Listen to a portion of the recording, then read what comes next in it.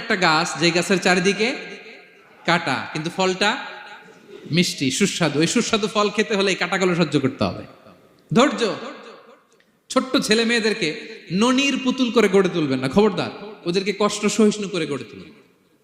আপনি থাকতেই কষ্ট করা শিখান, তার জীবনটা স্মুথ হবে, তার ক্যারিয়ারটা ব্রাইট হবে, তার ভবিষ্যৎটা সুন্দর হবে। ছেলেমেয়েরা কিছু চাইলেই সাথে সাথে দিবেন না।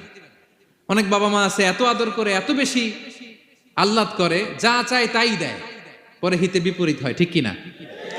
ছেলে মেয়েকে অভাব শেখান, ছেলে মেয়েকে কষ্ট শেখান, ওদেরকে সংগ্রাম শেখান, প্রতিকূল পরিবেশে কি করে টিকে থাকতে হয় এটার সবক শেখান।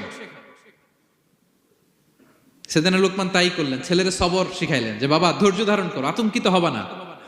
জীবন এটা সহজ নয়, জীবন চলার পথ সহজ নয়, এটাকে সহজ করে নিতে হয়। কখনো সবর করে